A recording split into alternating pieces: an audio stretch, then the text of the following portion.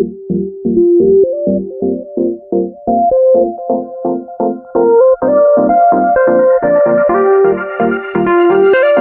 বন্ধুরা, চলো আজকে আমরা West Bengal board of secondary এডুকেশনের ক্লাস 8 এর লেসন 7 এ কিংস টেল এই চ্যাপ্টারটা বিস্তারিত বাংলা অর্থ জেনে নি। চলো তাহলে শুরু করা যাক। Many hundreds of years ago, বহু শত বছর আগে, England was ruled by a king. England শাসন করতেন একটা রাজা কল্ড আর্থার পেনড্রাগন, যার নাম ছিল আর্থার পেনড্রাগন। দ্য কিং, রাজা, হু ওয়াজ ফ্রেন্ড, যিনি ছিলেন বন্ধু, অ্যান্ড প্রোটেক্টর এবং রক্ষাকর্তা, টু অল হিজ পিপল, তার সমস্ত লোকেদের বা জনসাধারণের, was flocks and tilling their fields, fair to everyone, এবং প্রত্যেকের পক্ষে তিনি নিরপেক্ষ আচরণ করতেন।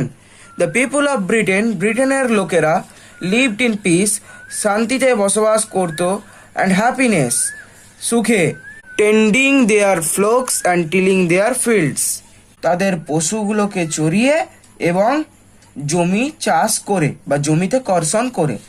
তাহলে ভালো করে বললে হবে যে ব্রিটেনের লোকেরা পশুচারণ আর জমি চাষ করে সুখে ও শান্তিতে বসবাস করত। King Arthur Pendragon had married the beautiful lady Igraine. King Arthur Pendragon, রাজা আর্থার পেনড্রাগন, হ্যাড ম্যারিড, বিবাহ করেছিলেন, দ্য বিউটিফুল লেডি ইগ্রেইন, সুন্দর মহিলা ইগ্রেইনকে, অ্যান্ড হ্যাড এ সন, এবং একটা ছেলে তাদের ছিল। দিস চাইল্ড, এই শিশুটি, was the heir to the royal throne, রাজ সিংহাসনের অধিকারী ছিল। দ্য কিং, রাজা, and the queen died soon, রানী শীঘ্রই মারা গিয়েছিলেন। After the baby boy was born, শিশু বালক জন্মানোর পরেই রাজা এবং রানী মারা গিয়েছিলেন। ইট ওয়াজ এ ডিফিকাল্ট টাইম, এটা ছিল খুব একটা কঠিন সময়। মেনি অফ কিংস অপোনেন্টস, রাজার অনেক প্রতিদ্বন্দ্বীরা, ওয়ার লুকিং টু সিজ, বাজেয়াপ্ত করতে চেয়েছিলেন দ্য থ্রোন, সিংহাসনকে। King Arthur Pendragon had two wise councillor.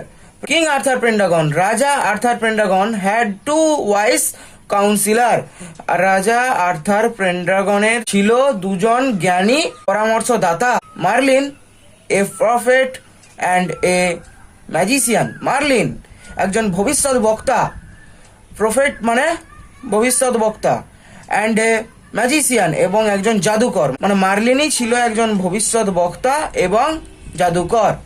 And the brave knight, এবং সাহসী knight sir Ulfius, they were greatly trusted by the royal family, তারা খুবই ভাবে ট্রাস্টেড, মানে রয়্যাল ফ্যামিলি মানে রাজ পরিবারের খুবই বিশ্বস্ত ছিল তারা। হোয়েন দ্য কিং, যখন রাজা, and the queen were no more, যখন রাজা এবং রানী আর ছিলেন না, মানে আর বেঁচে ছিলেন না, দ্য টু কাউন্সিলার্স, দুজন পরামর্শদাতা, মেট, সাক্ষাৎ করেছিলেন স্যার এক্টরের সঙ্গে, the trustworthy a loyal subject of the king, রাজার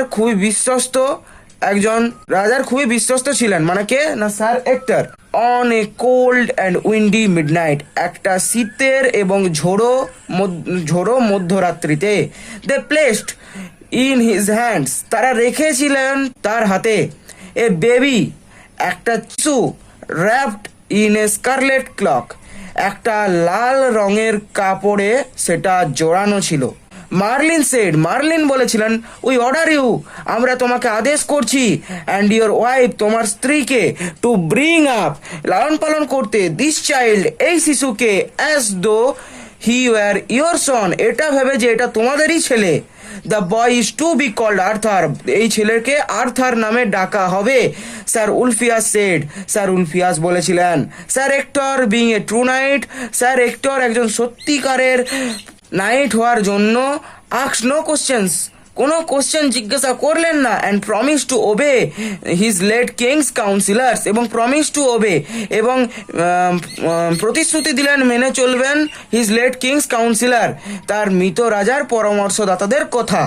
as Merlin and sir Ulfius had feared, যেরকমটা মার্লিন এবং স্যার উলফিয়াস আশঙ্কা করেছিলেন, trouble broke out in the Britain, travel মানে সমস্যা, broke out in the Britain ছড়িয়ে পড়েছিল।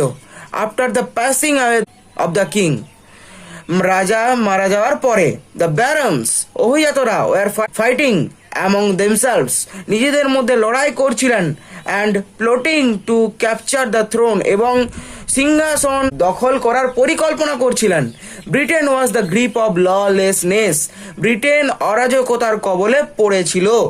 ট্রাভেলার্স ওয়ার রেগুলারলি, ভ্রমণকারীরা প্রত্যেক দিনই রবড, চোর ডাকাতের হাতে পড়তো। দ্য পেশেন্টস ওয়ার আনহ্যাপি, কৃষকেরা অসুখী ছিল। বন্ধুরা, আজকের মতো এ পর্যন্তই। এর পরের দিন অন্য ভিডিও নিয়ে আলোচনা করব। আজকের মতো এখানেই শেষ করছি। ভিডিওটা ভালো লেগে থাকলে সাবস্ক্রাইব করবে।